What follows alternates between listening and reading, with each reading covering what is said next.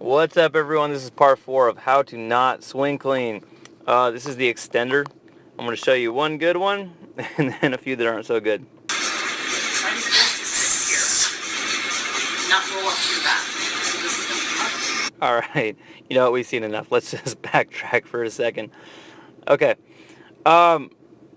this can happen, I guess, for several reasons. The number one thing I just got to stress is that when I let the ball, I hate when people call them kettlebell, when I let the bell fall down, I hip hinge, I'm actively pushing my hips backwards, right? Or I was just saying, I'm flexing my hips, pushing my glutes backwards. I'm loading my hamstrings, and from here, this comes down to a simple, I'm exerting force through the floor, right? I'm pushing down, okay? What happens is I get, we'll just say, equivalent force pressing back up, and that generates, we'll just say, the power for me to clean. There's the obvious technique of I need to make sure that I'm pulling my elbow. I'll address that in the actual clean video that I posted. But when I'm doing this, if I don't push down, hands down, the bells, I mean, I lack power. It's like if I said I want you to jump but don't really push through the floor, you're not going to jump. You have to press down. So if I look at a good one, I come down, I hip hinge, I push through the floor, I keep the bell tight by rowing, I catch in a nice packed shoulder, okay? The extender, they're going to go down. Here's the hip hinge. And then from here, well, what happened?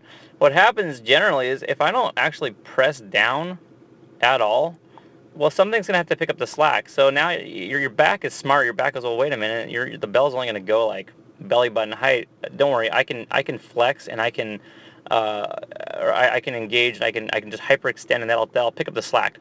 So my back does that. It just does whoop. There we go. I got the bell up for you. Problem is, every time you do that, A, it's just horrible for your spine, but B, your core is completely disengaged. Okay?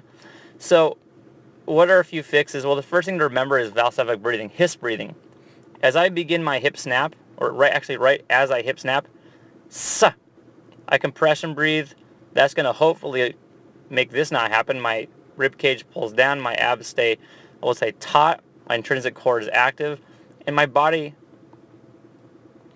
how about this? Shouldn't look like this. Not even close. Another cue you can do is if I'm at the very top, right? Okay.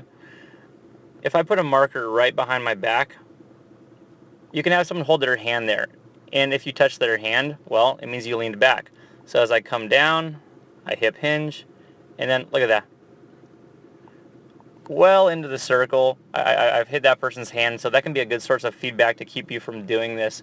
Let me just stress this. This is a good movement, like most kettlebell movements, to have a trained coach teach you. It's really hard to learn this one on your own. I see this one really butchered. And to be quite frank, if you can't swing clean, how are you supposed to press? How are you supposed to do a single arm squat? I mean, this is how we get the bell set. There's no way I'm going to catch this bell with a nice packed lat because my entire core is off. So hopefully this helps out. This is just something you don't want to see right here. I mean, I look like I have a keg belly and I'm just broken. This creates what's called back cooties, and those are terrible for you. So avoid this at all costs. Hope this helps out.